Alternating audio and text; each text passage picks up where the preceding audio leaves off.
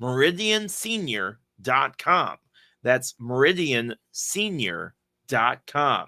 Again, the WTIM High School Road Tour is coming to Shelbyville High School on Wednesday, January 22nd. CNB Bank and Trust has been helping open doors for Central Illinois farmers since 1854. Find out why they're among Illinois' top ag lenders by clicking their icon at TaylorvilleDailyNews.com. Member FDIC. Hi, I'm Bob Raddings of the Bob Raddings family of dealerships. See our huge inventory of about 2,000 vehicles by clicking on our ad at TaylorvilleDailyNews.com. Your information station, WTIM. You're listening to the WTIM Morning Show coming to you from our Taylorville studios. The WTIM Morning Show is brought to you by People's Bank and Trust, where they put people first, and Landmark of Taylorville. I'm your host, Grayson Bauman, and our guests in this segment are not only Joe Torres, Environmental Director, but also Diana Voiles, Director of Nursing for the CCHD. Good morning to you both. Thank you for joining me. Oh, good morning. So I am very excited to dive into the various topics that we're looking to do so. And I think a great place to start is there are a lot of folks getting sick out there, myself included, especially after the holidays. There's been an increase, an uptick in respiratory illnesses. Can we dive into that to start things off here? Oh, gosh, I'm excited now. Yes, it is that wonderful season where everyone is going to run around with the runny nose and the coughs, and then it gets into the chest, and sometimes it can get worse. And then they end up in a hospital, and we test them, and they test positive for things like, of course, COVID. Then they test positive for norovirus, which you can't do anything about. You just kind of have to let that take its way. But then we have the dreaded RSV. Mm-hmm. Now, RSV is the same for children as it is for adults. And currently in our area, Taylorville Memorial Hospital says, hey, we've had an uptake in that. And the folks that I'm seeing being admitted and going into an ICU are more of the folks that are age 60, 65. And it's horrible. We don't have a treatment for RSV. We have a vaccine available over at where we're at, CCHD, 730 North Pawnee. Come see us. We can get that taken care of. I have ways to make sure that it's a minimal, if no cost to you. It's just, whether you have insurance or not, yes. I need to make sure that I protect everybody because RSV, there's no cure, there's no treatment. What we treat you for is for the fact to keep you from getting sick with other things because you're already what we call compromised. Okay. Your immune system is just crapped out. It's just gone. You're dead tired. And now you're fighting so hard just to breathe. And it's horrible. So we put you into ICU and we give you oxygen. And that's it. And we pray. Hope. Yes. And that's what happens. So if you've been a smoker, your lungs could be compromised. Maybe you have emphysema. Maybe you have the starting of it, or you are an asthmatic. Yes. Oh my gosh, please, I can't ask you and beg you enough to come in and get that. It could actually save your life. Even if you are only 45. I understand it says 60 to 65, but you have a condition that says we need to protect you. And I have a way, whether you have insurance or not. Please don't let that be something to stop you. That is important because a lot of people will let price be that hurdle for them and not go ahead and do so. And for you to be able to minimize that as much as possible. And I appreciate you touching on folks with already pre-existing lung conditions. That was something that immediately comes into my mind as folks that already are struggling to breathe. And all of a sudden, for the last 10 days, that chest is that much more compressed and they're struggling that much more. Breathing is obviously a very vital function. It is. We also have, the car seats right now. A car seat, if it's put in the car properly, will save your child's life. Just going 7 miles an hour can cause serious injury. Literally. And Chelsea and myself, we are nationally certified to check those car seats. It takes maybe a half an hour. Hey, come in and talk with us. We'll check it out. But it's another way that I can make sure that my community, that this area, CCHD, is taken care of. It's so important. And if you're not sure what the rules and the laws are, such as, guess what? Until your child is 13, they have to be in that back seat. And it's like, it's not that we're trying to, rule how you're driving or anything. No, we just know that it has been proven to save lives. Period. We have I have a limited supply of shingles vaccination as well. Okay. So everyone understands that shingles, I'm hoping, is that it's from the chickenpox. It hangs out in your body. And once it kicks in and it leaves kind of the rash and can ooze, and it's just the pain. Mm. It is extremely painful because it's right there on your nerve. That's what it does. So we have a few of those vaccines. I try and carry about 10 of them. Okay. And then when those get depleted, then I can get 10 more. And again, it's at a very low cost to you. If not free to you. If your insurance will not cover you to have that shingles vaccine, then I have a way to make it even cheaper for you. Again, do not let price be the main hurdle for you. And, and I appreciate you, again, doubling down on that, because for so many right now, with the rising costs of pretty much everything around you, a lot of folks will let that be that hurdle for them. And for those that have dealt with shingles, I'm sure they're listening and going, I know exactly what Diana's saying. It's horrible. If you think about your nerve like a electrical cord, okay, it's got that wire in the center of it. That wire is your nerve. And then the plastic that's around it that keeps the cord safe, that's called a myelin sheath. And what happens with shingles is that it actually can bite and eat into that plastic. And so then the pain comes because now you have an exposed electrical wire or an exposed nerve. And that's the pain. And let me tell you, from everyone that I have ever taken care of or talked with, it is a pain that you cannot get to go away. And one of which is probably stopping you from sleeping right. It's probably stopping you from going through your everyday. And if you don't mind, could we turn back to the car seats for just a moment? Oh, certainly. I think there are probably some seasoned parents out there that probably think, I don't need that help. Right. But even for young parents or seasoned veteran parents, that might be something that just go ahead and stop by and make sure that you you're keeping your child as safe as you think you might be. Well, what happens with the car seats is Chelsea and I have a program on our phones and on the computers that we look up your car, the year, the make, the model, to see if there's any recalls. Because a lot of times people move, and when they bought their car, or they're not living in the same house or home or apartment that they were when they bought their car. So they may not get that recall. Or maybe they just went, oh yeah, it's not a big deal. Sure. Which I've done that. Come on, let's be real. And then I had to go back and go, oh, crud. But it checks for the recalls. So we're not just checking your car seat. We're checking to make sure that your car is also going to meet it. And then in that program, we go through the make, the model of the car seat to see if there's any recalls on that. And then it has an expiration date on it as well car seats have expiration dates. And so we're checking that. And there are ways that we know what we've been taught to make it fit better for your child. So maybe they only need a booster seat. Okay. There's a lot of different kinds of booster seats. And there's just those little ones that they sit on that has that little arm that comes up. There's so many people that don't even have those in correctly. They lose that little piece on the bottom, that little silver clip. And you're like, oh, we need that. And that can help. That actually is a lockout, and it will save a life. It keeps that shoulder strap from coming and hitting your child in the wrong place. If it hits up too high, you're looking at neck issues. It can cut issues in nerves and in the airway for your child. And that's supposed to keep them safe. So that's what we're here for. That's why we went for that accreditation. That is an extra level that I wouldn't have even thought about. And Diana, so much to dive in there. But Joe, there's a lot to dive in on your end of things as well. I know you're looking to remind the community as well about the food permits in 2025, some of the changes there. Could we maybe start there? Yeah. Permits for 2025 were due by the 31st of December of 2024. So I just want to, we do have a few out there that have not paid, have not submitted their applications. And I just urge you to get those in and get your payments in, because as of the 1st, you are collecting late fees, and it's a daily accrued fee. So it doesn't stop. And then on the 1st of February, if we haven't received it, then you're going to get an additional $265 fine in addition to all the late fees. So to avoid paying for the cost of multiple permits, sure, we want you to get that in right away. Our seasonal operations, which typically happen like during the summer, we are probably going to be contacting you to get your seasonal dates of operation.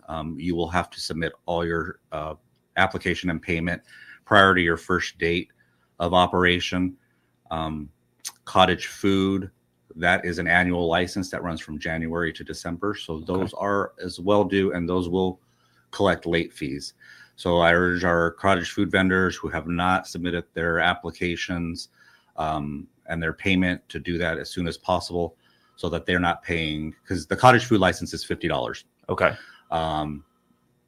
However, if you're past that first day late fee, it's an automatic $65. So you're paying double for the cottage food if you don't get it on time.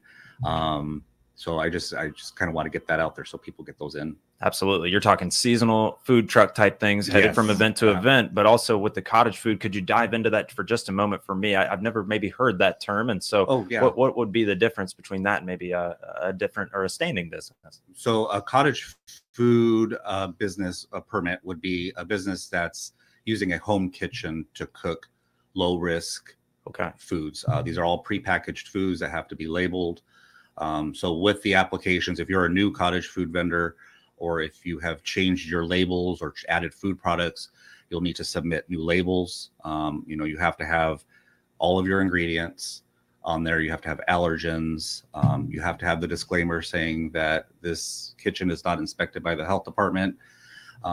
It's something that informs the public that we're not checking, because we don't have jurisdiction to check people's homes. Sure. So it gives the public an awareness. Okay. Hey, this is made in somebody's home and not in a kitchen that's we're kind of regulating. Okay. And I would not have known that without your explanation. And so I can see very much why you would want that distinction, though, because that is two very key different things there. And both Diana and Joe joining us here from the Christian County Health Department. We're going to take our first break here. We'll hope to talk a little bit more and expand on some of those topics. There's a lot to get to here. And we do want to thank our title sponsors in People's Bank and Trust and Landmark of Taylorville. We'll be right back with these two on WTIM, your information station.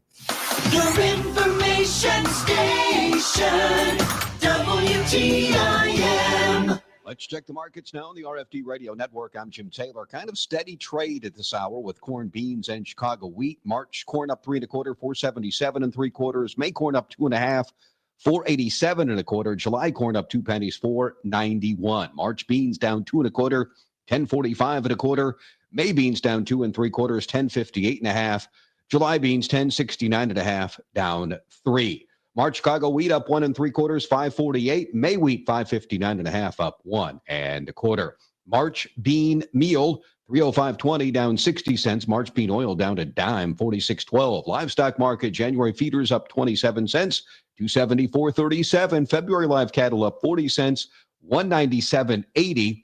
February lean hogs 83.20, down 42 cents. Energy market February crude oil 79.11, up $1.61. Jim Taylor on the RFD Radio Network. This Miller Media Group radio station and our online daily newspaper, TaylorvilleDailyNews.com, have got winter weather covered. With our exclusive event delay software, closings and cancellations are posted instantly when received, 24/7, and also air every 10 minutes during applicable times. And find out the latest road conditions at the road conditions icon on TaylorvilleDailyNews.com. Whether online or on air, we've got you covered. If you're looking to grow your business, the Shelby County Economic Development Corporation is here to help. From keeping local businesses thriving to attracting new investment, they're all about building a brighter future for Shelby County. They sponsor job fairs to connect talent with employers and inspire the next generation of entrepreneurs through the Shelby County CEO program. Find out how they can help you. Click their icon now at TaylorvilleDailyNews.com. The Shelby County Economic Development Corporation, growing business, growing community. Now you can listen to WTIM on any Amazon Alexa-enabled device. There are 3 easy steps. Step 1. Download the free Alexa app by going to the App Store on your mobile device. Step 2. Enable our skill by going to the menu, select Skills, and then find WTIM News Talk, open the skill. Step 3. Activate the skill by saying, Alexa, play WTIM News Talk. That's all there is to it. And to stop the WTIM stream, just say, Alexa, stop. WTIM News Talk, now on the Amazon Alexa app. CTI is the only internet company that offers a price lock for life on gig-by-gig residential fiber internet at $69.95 per month. You can't control most costs, but you can control the price of your internet. Sign up by clicking their icon at TaylorvilleDailyNews.com. With over 8 hours a day of agriculture programming weekdays and 2 hours on Saturdays, WTIM AM, FM, and online is your ag information station. Listen by tuning in on air or online, and listen to WTIM Ag podcasts anytime. Your information station, WTIM.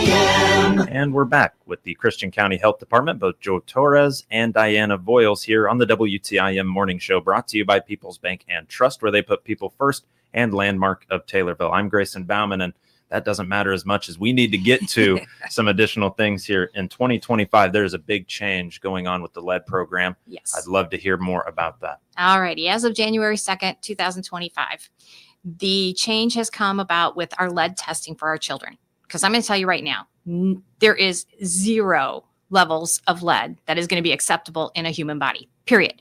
And children have a smaller BMI. They also have brains and bodies that are actually growing, changing, and that lead can cause issues with it. Whether it's the brain or the body, it can cause it if it stays at a high level. So what the state has said, Illinois Department of Public Health came out with a new ruling. So if you are on a Medicaid insurance, okay, that's a state aid or a state medical card. Yes. That's what a lot of folks will call it. It requires that you have your child tested at 12 months, 24 months, and at 36 months. Okay, now that 36 month is an additional one. We used to only have the 12 and 24, but there are 3. Now, I do understand that you only need 1 for your child to go to school. Period. I get that. However, based on the insurance that you have, so if you are using an IDPH insurance, you are required to do a 24 and a 36. There are some places that medical facilities that are not giving that second and third. And that's fine. Come and see me at CCHD. Come and see me at 730 North Pawnee. We will do the second and the third. And I don't care what your doctor has told you as far as only needing 1. Okay, please. I do care what your doctors say.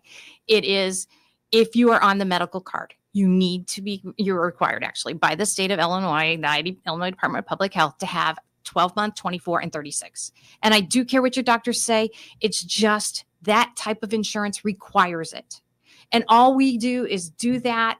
And then the lead level is gone down from 5.0 down to 3.5. So if your child scores, say 3.6, we then turn around and say, okay, you need to go and have a venous confirmation, meaning we contact your doctor, we send the results over because we send them with everyone. Every single lead test we do, we are required by IDPH to turn that into them as well. And it goes into a lovely little database. And Joe sees that because he's environmental. And then my other nurses will see it because of the fact that they handle all the lead cases too. Now we get the confirmation. So you went and your doctor gave you the order and you got the lead test. And now you test actually at 4.5. Well, that's more than the 3.5.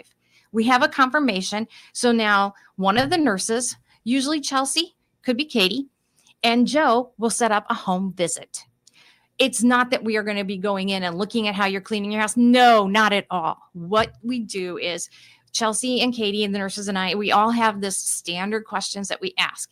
These are questions so that the data can be then put into the system, because homes here in Illinois that are older than 1978 are more than likely going to have lead in the paint, which means lead chips in the windowsills and in door frames. Mm-hmm. So then, Joe, you go into the home with Chelsea or Katie and we do a lead risk assessment of the property. And so we'll do wipes, chip samples. We have a XRF lead scanner, so I can check on the spot to see if there's lead in the walls and in the floors. Yeah.